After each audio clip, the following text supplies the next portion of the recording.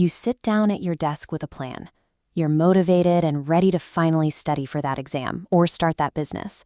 But then Friday night rolls around. Your phone buzzes, and it is just your friends asking to hang out. You tell yourself you'll only go for an hour, but you end up spending the entire weekend, wasting money, gossiping, and draining your energy. By Monday morning, you're exhausted, full of regret, and right back at square one. Stanford cognitive scientist Professor John Miller describes this as the trap of the non-essentialist. It stems from a simple biological reality. Your brain only has a limited battery of energy to spend each day. If you are constantly splitting that charge in 100 different directions, trying to grow yourself while simultaneously trying to keep your lazy friends entertained, you stay stuck in the same spot. You're firing energy arrows everywhere, but making no progress. Real growth comes from essentialism. It's the practice of doing less, but with laser-focused intention. It means taking all that scattered energy and pointing it in one single direction. You might tell yourself you're just being a loyal friend, but trying to please everyone is the mechanical reason you're currently trapped in mediocrity. It's time to confront the truth. You often use loyalty to the people you grew up with as a mask for your fear of setting boundaries. You want to be the nice guy who answers every single text instantly and never misses a party. But that constant availability is exactly what's preventing you from elevating your life. You can't help your friends if you're stuck at their level. You cannot pull a drowning person up from the bottom if you are allowing them to pull you underwater with them. To understand why your social circle has such a grip on you, we have to look at the biology of how your brain adapts to the room you're sitting in. In the 1950s, Dr. Maxwell Maltz observed that our brains are constantly rewiring themselves based on the repetitive images and environments we expose them to.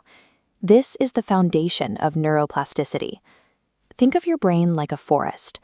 Every time you repeat a habit, it's like walking through the brush. Eventually, you carve out a permanent, high-speed path that your mind naturally prefers to follow. Right now, your brain subconsciously mirrors the people you spend the most time with.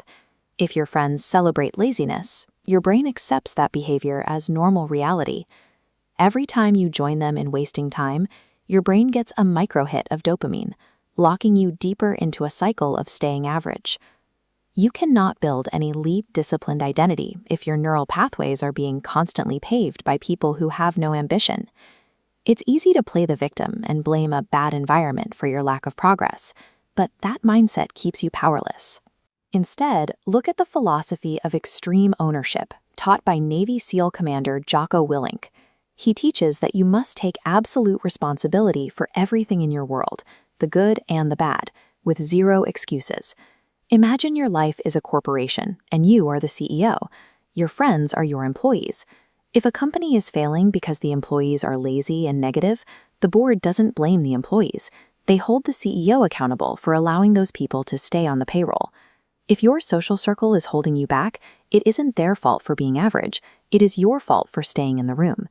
You have to be the leader of your own life and fire the people who are destroying your future. Here is the plan. For the next 30 days, you are going to enter a temporary selfish phase. Your growth is the only priority. This means ruthlessly cutting out the time suckers. Stop the endless scrolling, stop the gaming, and stop the hangouts that are just about gossip. You don't need a dramatic argument to do this. You don't even need to explain yourself. Just stop being so available. When they invite you to waste time, simply say, "I can't, I'm working on a project." When they try to gossip, give them a boring, neutral response. When you starve these interactions of dopamine, the people who only value you for entertainment will naturally filter themselves out of your life. This process will feel lonely. You'll feel bored on the weekends, and your brain will beg you to go back to your old friends just for a sense of comfort. In those moments, remember that your future is built on your plans, not your moods. You have to work precisely when you don't feel like it. That pain of isolation is actually a positive sign. It's the sensation of your old, weak identity being shed. It means those old neural pathways are finally starting to fade. Comfort is a guarantee that you will stay exactly where you are. Discomfort is the only vehicle that can actually take you to a better life.